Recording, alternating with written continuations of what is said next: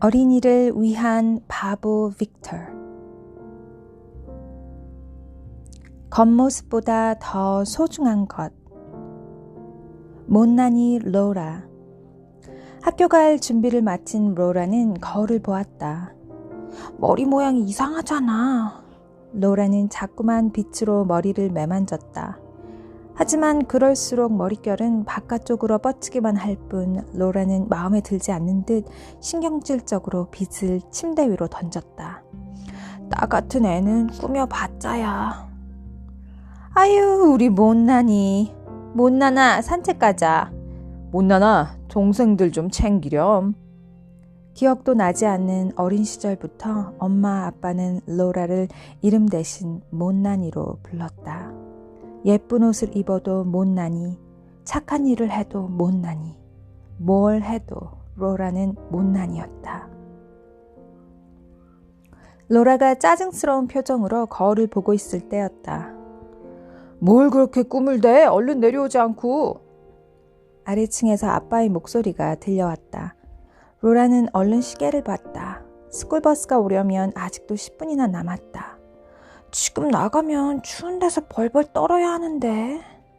로라는 일부러 방문을 쾅 닫고는 계단을 뛰어내려갔다. 못나나, 문을 그렇게 세게 닫으면 어떡해. 살살 닫아야지. 엄마가 로라의 옷 매무새를 만져주며 말했다. 로라는 고개도 돌리지 않고 신발을 신었다. 엄마가 말씀하시면 대답을 해야지. 거실 소파에 앉아 신문을 읽던 아빠가 말했다. 그래도 로라는 아무런 대답도 하지 않고 밖으로 나왔다. 시원한 공기가 가슴속으로 스며들었다. 로라는 스쿨버스를 기다리는 동안 발밑에 조약돌을 걷어차며 한숨을 쉬었다.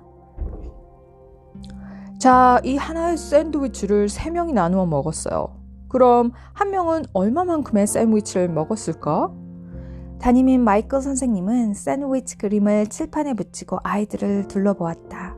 아이들은 모두 칠판을 뚫어져라 바라보며 궁리에 빠져 있었다. 딱 한 명, 로라만 빼고. 로라는 수업 시간 내내 창만 내려다보고 있었다. 고개를 빳빳이 들거나 어깨를 쭉 펴본 적이 없었다. 마치 무엇인가 바닥에서 잡아당기는 것처럼 얼굴은 언제나 아래를 향하고 있었다. 가끔은 뒷목이 뻐근하게 느껴질 정도였다. 로라, 칠판을 좀 보겠니? 선생님의 말에 화들짝 놀라 고개를 들었다. 그래, 오늘은 로라가 발표를 해볼까? 마지못해 자리에 일어섰다. 그러나 여전히 고개는 푹 숙인 채였다. 3분의 1이요. 정답만 짧게 말하고는 얼른 자리에 앉았다. 왜 그렇게 생각한 건지 친구들에게 설명을 해줘야지. 마땅치 않은 표정으로 다시 자리에서 일어선 로라. 그건 샌드위치 하나는 1인데 이걸 3명이서 나누어 먹어야 하니까. 여전히 고개를 들지 않고 이야기하는 로라의 목소리는 점점 더 작아졌다. 무슨 말인지 하나도 알아들을 수가 없구나. 고개를 들고 좀 더 큰 목소리로 이야기해보렴. 그렇게 고개를 숙이고 있으니까 예쁜 얼굴이 보이지 않잖니? 마이클 선생님의 말에 아이들이 웃음을 터뜨렸다. 로라의 얼굴은 금세 홍당무가 되어 말문마저 막히고 말았다. 선생님은 그런 로라의 얼굴을 보더니 앉으라는 손짓을 했다. 모두 날 비웃고 있어. 못생긴 데다가 말도 제대로 못한다고. 난 정말 쓸모없는 애야. 로라는 두 손으로 얼굴을 감싸고 책상에 엎드렸다. 금방이라도 눈물이 나올 것만 같았다. 로라, 아까 수학 문제는 아주 잘 풀었단다. 네가 정답을 이끌어낸 과정을 친구들도 알았으면 해서 발표를 시킨 것이었어. 칭찬을 해주고 싶었는데 네가 무척 당황하는 바람에 더 이상 말을 하지 못했구나. 우리 로라, 조금만 더 용기를 내면 좋을 텐데. 파이팅! 매일 수업을 마칠 때쯤 마이클 선생님은 몇몇 아이들에게 수업 시간에 미처 전하지 못했던 말을 쪽지로 전해주곤 했다. 오늘은 로라가 포함되어 있었다. 로라는 대충 쪽지를 읽고는 가방에 구겨 넣었다. 그러고 보니 가방 안에는 구겨진 쪽지가 서너 개 더 들어있었다. 학교를 마친 로라는 교문 앞에서 스쿨버스를 기다리고 있었다. 다른 아이들은 버스를 기다리는 동안 수다를 떨거나 게임을 하며 놀았지만 로라는 여전히 땅만 내려다보며 한숨을 쉬었다. 난 어떤 일도 제대로 할 수 없을 거야. 난 못생긴 데다가 하고 싶은 말도 제대로 못하는 형편없는 애잖아. 평생 놀림을 받으며 살게 될 거야. 어떡하지? 집에 오는 내내 그녀의 머릿속에서는 이런 생각이 떠나질 않았다. 스쿨버스에서 내린 로라는 길가에 있는 의자에 앉아 끄덕끄덕 다리를 흔들며 생각에 잠겼다. 마침 지나가던 강아지 한 마리가 로라의 손짓에 꼬리를 흔들며 다가왔다. 한참 동안 강아지를 쓰다듬던 그녀는 뭔가 떠오른 듯 벌떡 일어나 집으로 뛰어들어갔다. 우리 못난이 이제 오니? 거실 소파에 앉아 뜨개질을 하던 엄마가 로라를 향해 외쳤다. 또 못난이! 계단을 한 발짝 오르던 로라는 엄마를 향해 살짝 눈을 흘겼다. 왜 못난이가 어때서? 로라는 엄마의 웃음소리를 뒤로하고 2층에 있는 자기 방으로 향했다. 방으로 들어선 로라는 책상 서랍을 몽땅 열고 뭔가를 찾기 시작했다. 여기 있다! 그녀가 집어든 건 코코아 통이었다. 코코아 통을 열어 그 안에 들어있던 머리핀들을 모두 꺼낸 뒤 다시 책장을 뒤져 두꺼운 노트 한 권을 꺼냈다. 이 통에 돈을 모으는 거야. 그래서 나중에 이 돈으로 성형수술을 하는 거야. 그리고 이 노트에는 내가 하고 싶은 말을 글로 다 쓰는 거야. 코코아 통과 노트를 옷장 서랍 가장 깊숙한 곳에 밀어넣고는 열쇠로 서랍을 잠갔다. 큰 보석 하나를 숨겨놓은 것처럼 마음이 뿌듯했다. 새봄 과학 축제. 아직 바람은 차갑지만 헐벗은 나무에서는 파릇파릇한 새잎이 돋아 나오고 있었다. 어느덧 12살이 된 빅터는 스쿨버스에서 내려 가로수를 세며 걸어가고 있었다. 그때 빅터의 눈에 들어온 것이 있었다. 교문 옆에 새로 걸린 플랜카드였다. 새봄 과학축제 4월 3일부터 4월 8일. 빅터는 한참 동안 카드를 쳐다보았다. 과학축제? 재밌겠다. 빅터는 씩 웃고는 교실을 향해 걸어갔다. 과학축제 한다는 이야기들은 모두들 들었겠죠? 네. 마크 선생님이 과학실에 모인 아이들을 향해 말했다. 이번 과학축제에서는 여러 가지 행사가 있는데 그중에 만들기 대회는 한 명도 빠짐없이 모두 참가해야 합니다. 아이들은 귀를 쫑긋 세우고 선생님 말에 귀를 기울였다. 5명 정도씩 조를 짜서 작품을 만들어 보렴. 자, 그러면 먼저 조를 짜야겠죠? 아이들은 서로의 얼굴을 쳐다보았다. 우선 원하는 친구들끼리 한번 모여볼까? 아이들은 웅성웅성 떠들며 조를 짜느라 바빴다. 빅터와 로라 2명만 빼고. 자, 모두 나누었니? 네. 아이들은 자기 조에 속한 친구들의 이름을 적어 선생님께 드렸다. 선생님은 아이들에게서 받은 종이를 살펴보았다. 빅터와 로라는 아무 곳에도 속하지 않았구나. 마르크 선생님은 뭔가 궁리를 하는 듯 손가락으로 턱을 톡톡 두드렸다. 빅터와 로라는 고개를 숙인 채 책상만 내려다보고 있었다. 다른 조는 5명씩인데 더프네 조만 3명이네? 선생님의 말에 더프의 얼굴이 찡그려졌다. 빅터와 로라는 더프랑 같은 조를 하자. 인원을 맞춰야 하니까. 그런 게 어딨어요! 더프가 고개를 돌리며 외쳤다. 그러나 선생님은 못 들은 척하며 이야기를 이어갔다. 4월 7일에 열리는 만들기 대회 때 각 조에서 만든 작품을 제출할 거야. 정해진 주제는 없으니 조원들끼리 똘똘 뭉쳐서 아이디어를 내고 재밌게 만들어봐. 의논은 학생 회의 시간이나 쉬는 시간, 점심시간을 이용해서 하고 상품도 푸짐하니까 모두 열심히 만들어 보도록. 네. 야, 바보! 시끄러워! 더프가 손가락으로 책상을 두드리는 빅터를 향해 소리쳤다. 손가락으로 뭔가를 두드리는 건 긴장했을 때 나타나는 빅터의 습관이었다. 학생회의 시간. 다른 조 아이들은 만들기 대회 때 뭘 만들지 의논이 한창인데 더프네 조 아이들만은 달랐다.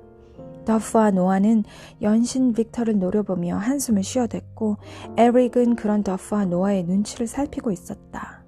로라는 다른 아이들이 뭘 하든 신경 쓰지 않고 노트에 낙서를 하고 있었다. 뭘로 할까? 결국 에릭이 어렵게 말문을 열었다. 그러나 아이들은 아무 말도 하지 않았다. 뭐라도 말해야 할 거 아니야. 만들기 대회 때 아무것도 안 할 거야? 에릭은 답답한 듯 말했다. 왜 짜증이야. 나도 미치겠는데 어쩌다가 저런 바보랑 엮여서. 야, 바보뿐이냐? 할 줄 아는 거라곤 고개 숙이고 낙서하는 거밖에 없는 기집애까지. 더프와 노아는 빅터와 로라를 보며 씩씩거렸다. 대충 해. 키트 같은 거 사서 되는 대로 만들면 되잖아. 더프가 연필로 책상을 콕콕 찍으며 말했다. 키트? 어떤 키트? 에릭이 키트란 말에 귀를 쫑긋 세우며 물었다. 몰라. 아무거나 해. 크고 비싼 게 좋은 거 아니야? 그래, 네 마음대로 해. 뭐 하든 상관없어. 더프와 노아는 계속해서 툴툴대기만 했다. 그럼 오늘 키트 구경하러 가야겠다. 키트를 만든다는 말에 즐거운 건 에릭뿐이한 것 같았다. 자동차로 하자. 자동차 키트. 엄청 멋있어. 다음날 에릭은 키트 사진이 잔뜩 담긴 전단지를 들고 와 호들갑을 떨었다. 그러던가 얼마씩 내면 돼? 더프는 귀찮다는 듯 전단지를 내던지며 말했다. 그러니까 $5씩 내면 되겠는데? 에릭은 재빨리 계산을 하며 말했다. 나는 빅터가 잔뜩 주눅이 들어 기어들어가는 목소리로 입을 열었다. 사실 얼마 전 꿰매다 더 이상 꿰맬 수가 없는 빅터의 낡은 가방을 보며 아빠는 한숨을 쉬었다. 그러고는 이웃에 사는 친구에게 돈을 빌려 빅터에게 새 가방을 사주었다. 아빠에게는 돈이 별로 없는 것 같았다. 게다가 엄마는 몸이 아파 매일 누워있다.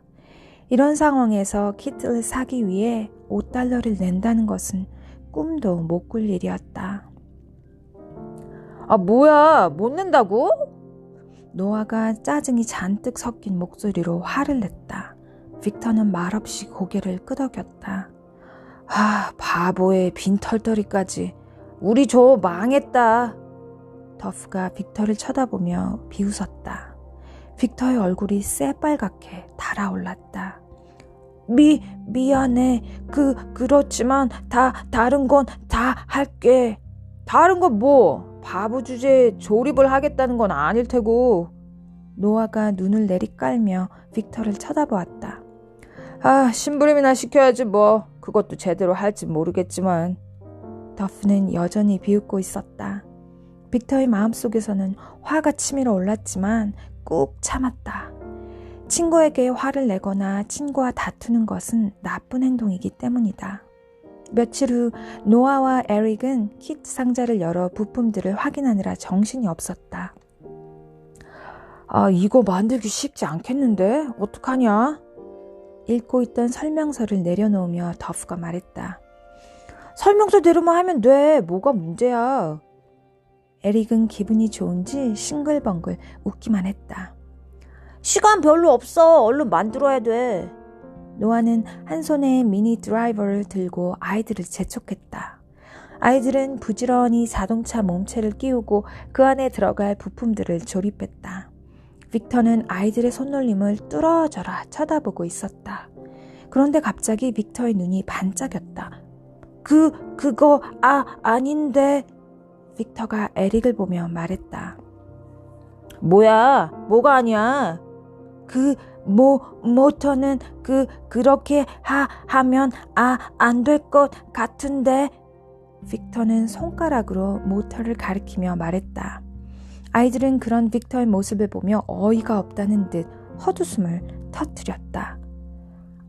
아까 설명서를 잠깐 봤는데 이게 아니라 아래 위를 바꿔서. 빅터의 말이 끝나기도 전에 더프가 손을 내저었다.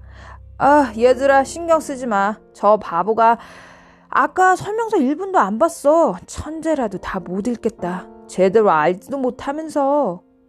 그때 설명서를 들고 있던 로라가 말했다. 좀 이상하긴 해. 다시 한번 읽어봐. 로라가 에릭에게 설명서를 내밀었다. 읽긴 뭘 읽어. 에릭은 과학대회에서 상도 받았던 애야. 니들이 뭘 한다고 그래. 그냥 가만히 있다가 우리가 상 받으면 덩달아 좋아하기나 하셔. 더프가 설명서를 확 빼앗아 집어 던졌다. 야, 얼른 만들어. 시간도 없는데 별게 다 귀찮게 하네. 노아가 다시 드라이버를 집어들며 말했다. 아무리 보아도 빅터의 눈에는 모터의 조립이 잘못된 것으로 보였다. 더 이야기를 하고 싶었지만 들어주지 않을 것이 분명했기 때문에 더 이상 아무 말도 하지 못했다. 대회 하루 전날, 키트는 모든 조립이 끝나 그럴듯한 자동차의 모양을 갖추고 있었다. 우하하하, 드디어 완성이다. 이제 시험 운행해보자고. 뭐 뽀나마나 싱싱 나가겠지. 더프와 에릭은 호들갑을 떨며 운동장으로 나갔다. 빅터와 로라는 천천히 뒤를 따라 나갔다. 운동장에 선 에릭은 심호흡을 하며 자동차를 내려놓았다. 그리고 전원 버튼을 켰다. 이거 왜 이래? 자동차는 우잉우잉 거리는 소리만 낼 뿐 꼼짝도 하지 않았다. 뭐야, 왜 그래? 더프는 발로 툭툭 흙먼지를 일으키며 짜증을 부렸다. 문제 없었는데? 에릭은 머리를 긁적이며 자동차를 집어들었다. 다시 교실로 모인 아이들은 자동차를 열어보았다. 그리고 설명서를 펼쳐들고 구석구석 살펴보았다. 이게 문제였나 봐. 노아가 꼬여있는 전선을 가리켰다. 아니야, 내가 보기엔 여기가 문제인 것 같아. 에릭은 멀쩡히 잘 조립된 바퀴 부분을 가리켰다. 노아와 에릭은 문제가 있다고 생각되는 부분을 모조리 뜯어서 다시 조립하기 시작했다. 그 모습을 알쏭달쏭한 표정으로 바라보던 빅터의 얼굴이 점점 찡그려졌다. 멀쩡한 것을 더 망치고 있었다. 여러분, 많이 기다리셨죠? 만들기 대회를 시작합니다. 다음날 운동장에는 모든 학생들이 자신들이 만든 작품을 들고 모였다. 저학년 아이들은 재활용품을 이용해 만든 것들이 대부분이었고 고학년 아이들은 주로 키트를 활용하거나 새로운 발명품을 만들어 온 경우도 있었다.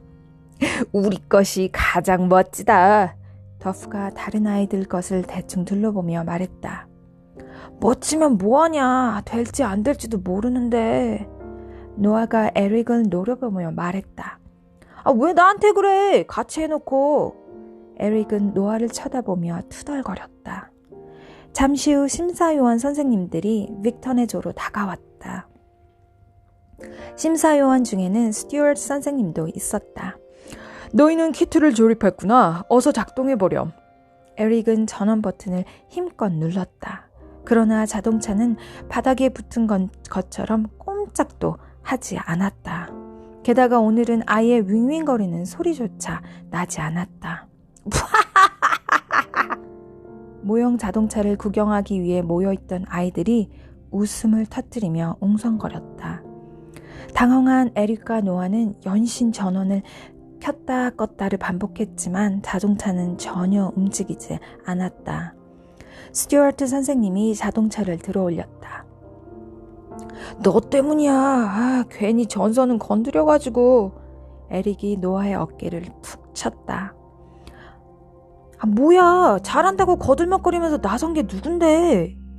노아는 금방이라도 에릭과 한바탕 싸움을 벌일 기세였다. 너희들 좀 가만히 있어 볼래? 스튜어트 선생님이 노아와 에릭을 가라앉혔다. 그리고 키트를 자세히 살펴보았다. 뭐가 문제일까? 선생님은 주변을 두리번거리다 빅터와 눈이 마주쳤다. 빅터, 오랜만이구나. 너희 조에서 만든 거니? 그래, 빅터, 너는 뭐가 문제라고 생각해? 선생님이 허리를 숙여 빅터에게 물어볼 때였다. 치, 그 바보 녀석이 뭘 한다고요? 더프였다. 스튜어트 선생님은 고개를 돌려 엄한 눈빛으로 더프를 쳐다보았다. 그리고 빅터에게 이야기해보라며 손짓을 했다. 저는 이 안에 모터가 거꾸로 조립되어서. 모터가? 선생님은 가지고 있던 드라이버로 자동차의 아랫면을 뜯고는 구석구석 꼼꼼히 살펴보았다. 정말로 모터가 잘못 조립되어 있구나. 그런데 빅터는 눈을 동그랗게 뜨고 선생님을 올려다보았다. 조립이 잘못되어 있다고 왜 말하지 않았니? 빅터는 가슴이 두근두근 거렸다. 뭔가를 잘못한 것만 같았다. 말하려고 했지만. 빅터는 너무 당황한 나머지 평소보다 더 심하게 말을 더듬었다. 그때였다. 말했어요. 그렇지만 아무도 들어주지 않았어요. 바보가 하는 말이라고요. 로라였다. 로라가 대신 이야기해 준 것이었다. 그랬어? 너희들 정말 그랬니? 더프와 노아, 에릭은 아무 말도 하지 못했다. 너희들 큰 실수를 했구나. 선생님이 혼잣말처럼 중얼거렸다. 더프, 네가 그랬잖아. 노아와 에릭이 더프를 보며 동시에 말했다. 내가 뭐? 더프가 발끈하며 주먹을 쥐어보았다. 조용히 하렴. 같은 조면 모두 함께 이야기를 나누고 의논을 해서 만들었어야지. 아무리 사소해 보이는 의견이라도 귀담아 들어주고 말이야. 너희들 모두가 잘못한 일이야. 그러니까 싸우지 말고 반성하도록 해. 알았니? 스튜어트 선생님의 말씀에 빅터는 또다시 안절부절 못했다. 친구들에게 제대로 이야기 못한 건 자기 잘못이라 새는 생각이 들어서였다. 빅터, 앞으로는 해야 할 말은 꼭 하도록 해. 알겠지? 스튜어트 선생님은 빅터를 향해 윙크를 했다. 그리고는 다른 아이들의 작품을 심사하기 위해 옆줄로 걸어갔다. 저 친구 아주 비상하다니까요. 예전에 나뭇가지로 근사한 작품을 만들어낼 때부터 알았죠. 누구도 가지지 못한 것을 가졌어요. 스튜어트 선생님은 함께 걸어가던 다른 선생님에게 조용히 말했다. 이야기를 듣던 선생님도 고개를 끄덕였다. 야, 알면 이야기를 했어야지. 우리가 안 들어도 끝까지 이야기를 했어야지. 들어줄 때까지 했어야지. 선생님이 가고 나자 더프가 악다구니를 썼다. 미안해. 빅터는 고개를 숙인 채 조용히 말했다. 하여튼 답답해 죽겠어. 어쩌다 저런 놈이랑 같은 조 돼가지고. 더프는 땅바닥을 탕탕 구르며 분을 사귀질 못했다. 에릭과 노아도 빅터를 쏘아보았다. 야, 가자. 저 바보가 알아듣기나 하겠어? 더프는 빅터와 로라의 어깨를 밀치며 자리를 떠났다. 빅터와 로라는 아이들이 간 자리에 덩그러니 남아 놓여있는 모형 자동차를 가만히 내려다보았다. 다음날 학생회의 시간. 강당에는 전교생들이 모여 왁자하게 떠들고 있었다. 무대 위에는 만들기 대회 시상식이라고 쓰인 플랜카드가 걸려 있었다. 남 상 받는 거 구경이나 하게 생겼네. 더프가 투덜대며 말했다. 박수 치러 온 거지 뭐. 노아가 대꾸했다. 그러니까 빅터 말도 들었어야. 에릭이 한마디 하자 더프와 노아가 동시에 에릭을 노려보았다. 알았어. 에릭이 풀이 죽어 고개를 숙였다. 지금부터 만들기 대회 시상식을 시작하겠습니다. 1학년을 담당하는 존 선생님이 말했다. 아이들의 시선이 모두 무대 위로 쏠렸다. 먼저 아이디어 상을 시상하겠습니다. 아이디어 상은 우유팩과 아이스크림 막대를 이용해 헬리콥터를 만든 2학년의 헤일리 앤더슨 외 4명. 강당은 우렁찬 박수 소리로 가득 찼다. 뒤를 이어 모형 비행기에 독수리 그림을 그려넣은 4학년 아이들이 디자인상을 받았고 고장난 라디오를 고치는 과정을 하나하나 사진으로 찍은 6학년 아이들이 기술상을 받았다. 그리고 마지막 대상 시상만이 남아있었다. 자, 이제 대상 시상만이 남았는데요. 그에 앞서 상이 하나 더 있습니다. 최고의 엔지니어상, 바로 그것인데요. 이 상은 조와 관계없이 개인에게 주는 상입니다. 저한 선생님은 아이들을 향해 찡긋 웃으며 말했다. 아, 지루해. 언제 끝나냐? 시상식이 진행되는 동안 더프와 노아는 낄낄거리며 장난을 치고 연신 하품을 해댔다. 자, 최고의 엔지니어상을 수상할 영광의 주인공은 바로 5학년 빅터 라저스. 순간 더프와 노아를 비롯해 빅터를 알고 있는 모든 아이들의 말문이 막힌 표정을 지었다. 빅터, 너 잤니? 어서 나가야지. 마크 선생님이 다가와 빅터의 어깨에 손을 올리며 말했다. 빅터는 벌떡 자리에서 일어나 무대 쪽으로 걸어 나갔다. 아니, 저 바보가? 말도 안 돼. 아이들은 저마다 고개를 절레절레 저으며 수군댔다. 그렇지만 누구보다 이 사실이 믿기지 않는 것은 바로 빅터 자신이었다. 빅터 라주스는 과학자로서 뛰어난 재능을 가지고 있으며 특히 엔지니어로서의 무궁무진한 가능성을 보여주었기에 상을 줍니다. 빅터는 얼떨떨한 표정으로 상을 받고 난 뒤에 돌아섰다. 그제야 아이들 사이에서 조금씩 박수가 터져나왔다. 박수 소리만큼이나 빅터의 가슴도 터질 듯이 쿵쾅쿵쾅 거렸다. 아, 너 같은 녀석이 받는 걸 보니까 이 상도 별거가 아니네. 하여튼 운은 엄청 좋아. 빅터가 자리로 돌아와 앉자 더프와 노아가 빈정거렸다. 빅터는 아무래도 좋았다. 뜻밖의 상을 받게 된 것도 좋았고 모든 아이들이 자신을 바라보며 박수를 쳐준 것도 좋았고 기뻐하실 부모님의 모습을 떠올려도 기분이 너무 좋았다. 태어나서 처음으로 인정받은 가장 행복한 날이었다. 학부모 참관 수업. 못나나, 준비 다 됐니? 로라가 막 옷을 갈아입고 있을 때 아래층에서 엄마가 소리쳤다. 뭘 꿈을 대는 거야? 뒤이어 아빠의 목소리도 들려왔다. 아, 왜 저렇게 서두르지? 로라는 서둘러 옷을 갈아입고 아래층으로 내려갔다. 얼른 준비해야지. 그렇게 느려 터져서 어떡해. 엄마와 아빠는 모든 준비를 마치고 현관 앞에 서 있었다. 시계를 보니 등교 각까지는 30분이나 남아 있었다. 오늘은 학부모 참관 수업이 있는 날이었다. 엄마 아빠와 함께 교실로 들어선 로라는 교실을 가득 메운 학부모들을 보자 눈앞이 아찔해지면서 가슴이 방망이치듯 콩닥콩닥 거렸다. 1년에 한 번 있는 학부모 참관 수업. 로라에게는 언제나 이날이 악몽 같은 시간이었다.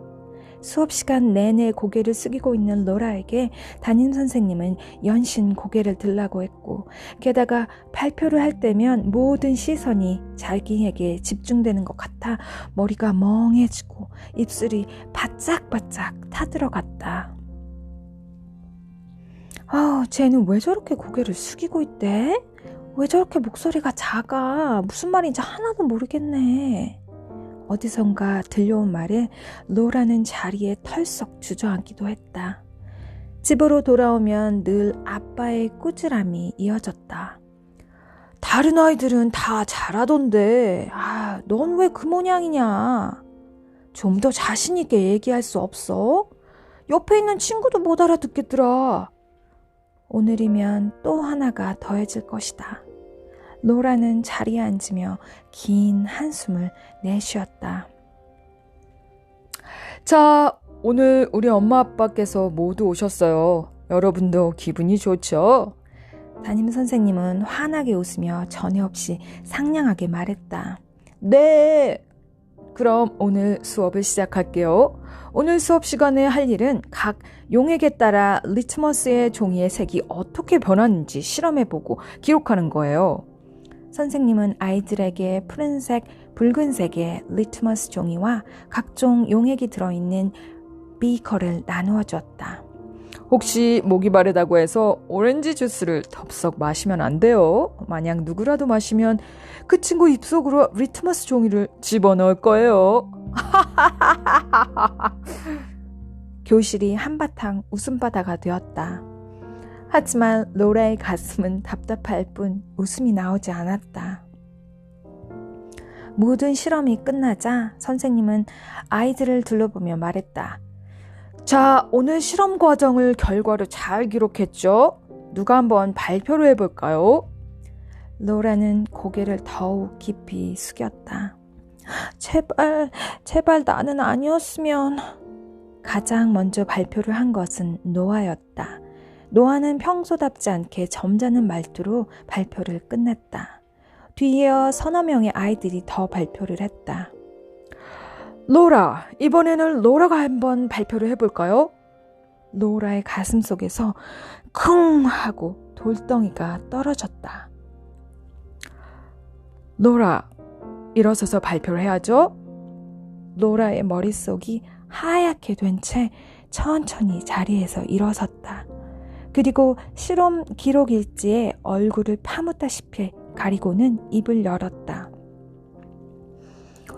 오렌지 주스에 담갔을 때 푸른 리트머스 종이는 붉게 변했고 비눗물에 담갔을 때 붉은 리트머스 종이는 푸르게.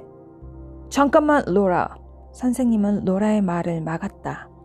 다시 고개를 좀 들고 좀 더 크게 말해볼래? 부모님께 예쁜 얼굴을 보여드려야지 자신 있게 해보렴. 선생님은 미소를 지으며 말했지만 그럴수록 로라는 더욱 긴장될 뿐이었다. 오렌지 주스에 담갔을 때 푸른 리트머스 종이는 붉게 변했고 비눗물에 담갔을 때 붉은 리트머스 종이는 푸르게 변했습니다. 하지만 물과 우유에서는 두 리트머스 종이는 모두 아무 변화가 없었습니다. 로라는 떨리는 목소리로 재빠르게 읽고 난 뒤 자리에 앉았다. 쿵쾅거리는 가슴은 가라앉을 줄을 몰랐다. 뒤에서 수근거리는 소리가 들려오는 것만 같았다. 넌 어떻게 매번 그 모양이냐? 힘겨운 하루를 마치고 집으로 온 로라에게 날아온 아빠의 첫마디였다. 발표를 할 때 고개를 들고 어깨를 쫙 펴고 큰 목소리로 하라고 몇 번을 이야기했니? 어째 매번 학교에 갈 때마다. 아빠의 크고 굵은 목소리가 온 집안에 울렸다. 그럴수록 로라의 가슴은 더욱 움츠러들었다. 아유, 그만하세요. 못난아. 아빠는 우리 못난이가 더 잘할 수 있다고 생각해서 그러시는 거야. 못난이도 알고 있지? 어느새 곁으로 다가온 엄마가 말했다. 오늘 그래도 잘했어. 목소리가 조금 작긴 했지만 점점 나아지고 있잖니. 엄마는 우리 못난이밖에 안 보이던걸. 엄마는 로라의 어깨를 두드렸다. 그런데 그때였다. 치! 못난이 누나는 맨날 아빠한테 혼난대요. 2층에 있던 동생 터미가 계단을 뛰어내려오며 놀리듯이 말했다. 로라는 토미를 노려보았다. 그렇게 째려보면 어쩔 건데? 토미는 지지 않고 로라에게 덤벼들었다. 너 조용히 못해? 한 번만 더 까불어? 로라가 토미를 향해 꽥 소리를 질렀다. 너희들 뭐하는 짓이야? 타미, 넌 왜 누나한테 대들어? 그리고 못나니, 넌 뭘 잘했다고 동생한테 큰 소리야? 발표할 때나 그렇게 좀 크게 말하지 그랬어? 소파에 앉아있던 아빠가 로라와 터미를 향해 큰 소리로 화를 냈다.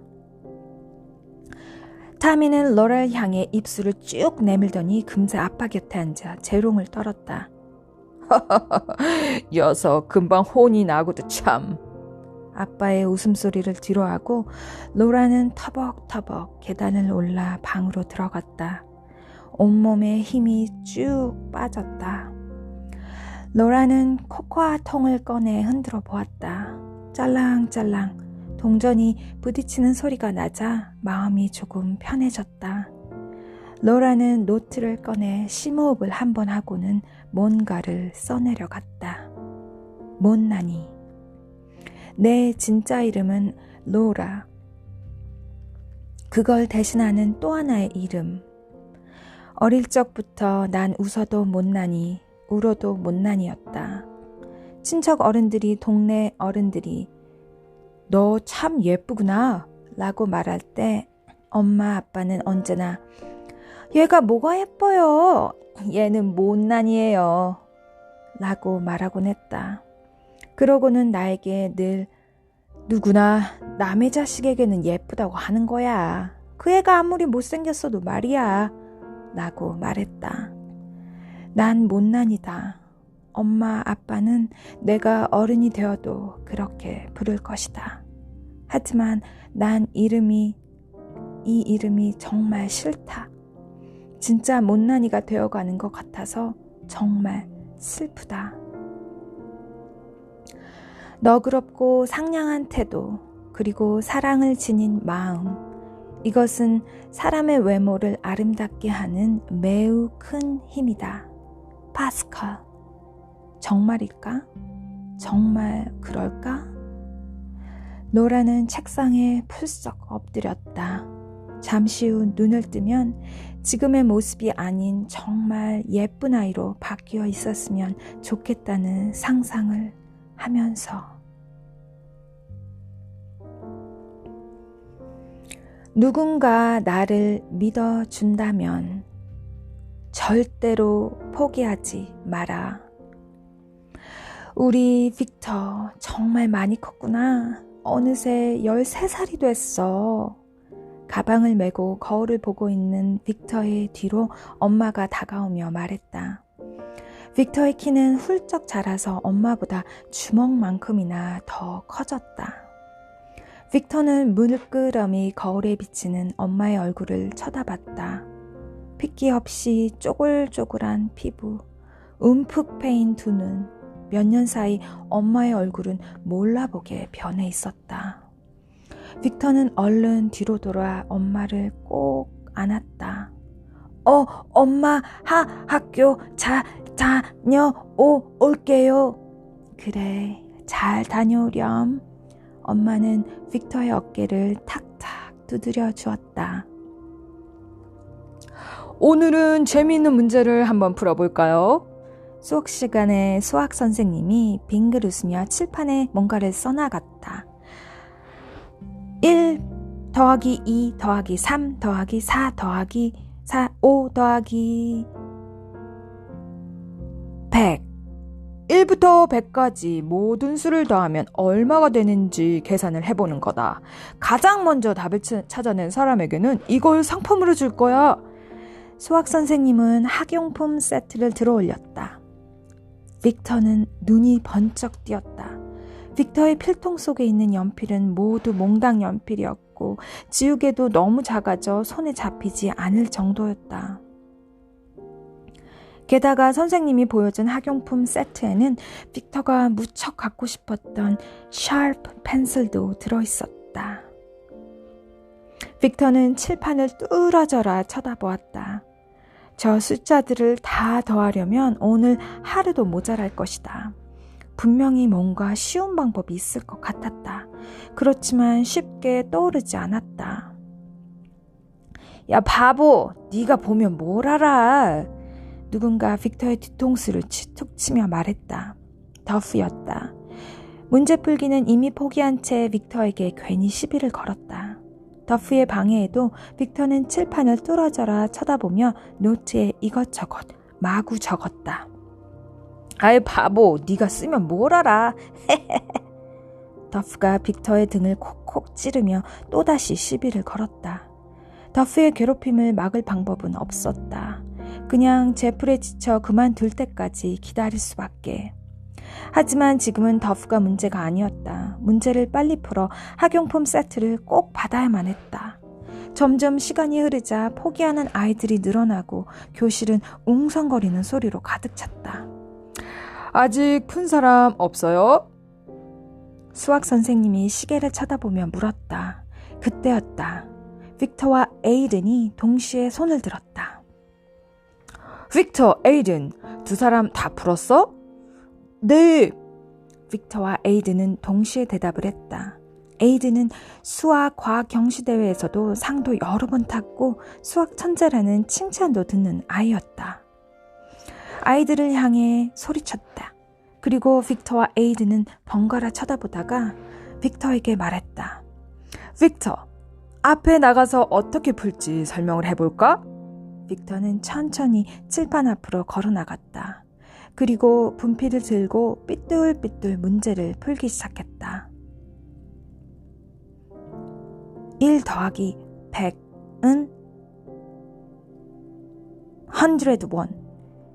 2 더하기 99는 101. 101. 3 더하기 98은 101. 101 곱하기 50은 5050.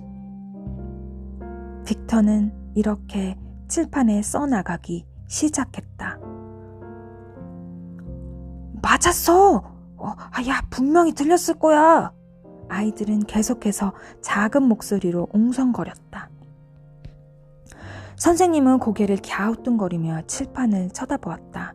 그러더니 에이든을 향해 말했다. 에이든, 네 답은 무엇이니? 아이들의 시선이 에이든에게로 모였다. 에이든의 표정은 잔뜩 굳어 있었다. 제 답과 같아요. 에이든의 말에 교실은 술렁이기 시작했다. 뭐야? 저게 정말 정답이야? 야, 저 바보가 저걸 어떻게 알아?